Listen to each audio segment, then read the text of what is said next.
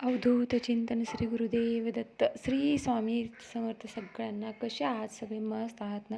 तर आजच्या व्हिडिओमध्ये मी सांगणार आहे की अधिक मास केव्हा सुरू होणार आहे आणि केव्हा संपणार आहे. आणि तर अधिक मासाला काय म्हणतात? धोंड्याचा महिना म्हणतात. तर तो धोंड्याचा महिना सुरू होणार आहे तो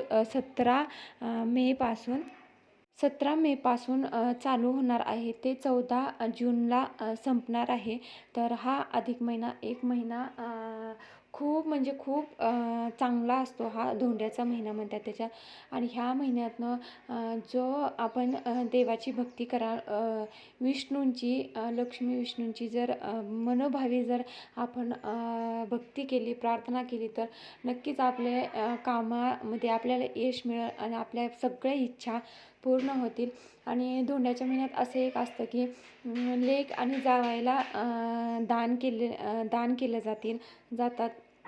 तर जसं म्हणजे ज्यांचं जशी ऐपत आहे तसं ते दान करतात. तर 33 अनारसे म्हणजे ते धोंडे असतात. तर ते लेकीला 33 म्हणजे 33 कोणत्याही वस्तू देतात. 33 अनारसे देतात किंवा लेकीला जोडवी करण्याची एक पद्धत आहे धोंड्याच्या महिन्यात. म्हणजे अशा बऱ्याच पद्धती आहेत जे की मला माहिती आहेत आणि जे मलाही केलेले आहेत ते. आणि जे नवीन आता लग्न झालेले असतील आणि त्यांचा नवीनच आता हा धोंड्याचा महिना आहे. तर हा धोंड्याचा महिना खूप छान म्हणजे एकदम पवित्र असा हा धोंड्याचा महिना असतो. आणि 3 वर्षानंतर हा धोंड्याचा महिना येतो. त्याला अधिक मास किंवा धोंड्याचा महिना असंही म्हणतात. तर नक्कीच ह्या धोंड्याच्या महिन्यामध्ये भगवान विष्णूंची पूजा, मनोभावी पूजा करा. नक्कीच तुमचे कामे जे काय आहेत ना ते नक्कीच कामे पूर्ण होतील. तर जे काही मला माहिती होती म्हणलं चला तुमच्याशी शेअर करूया. तर आणि असे म्हणजे मला अगोदर माहीत नव्हतं, पण आता सोशल मीडियामुळे माहिती झाली की आईचीही ओटी भरतात. जसं आई जसं मुलीची ओटी भरतात तसंच आईनंही आपल्या मुलीनं आपल्या आईची ओटी भरावी.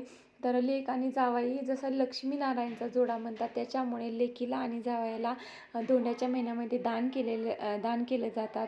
33 अनारसे, कोणी तांबं, कोणी पितळ, कोणी सोनं, कोणी चांदी, कपडे लत्ता, म्हणजे बरंच असं आहे की लेक आणि जावयाला किंवा ब्राह्मणांना दान करतात.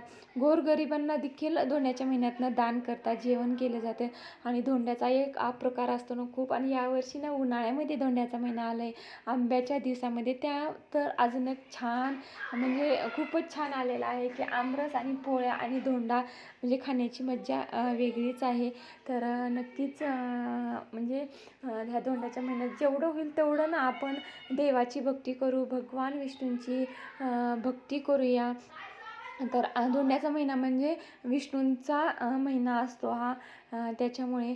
तर हा आता जवळच आलेला आहे आणि एक 10-12 दिवसानंतर आपला हा धोंड्याचा महिना सुरू होणार आहे.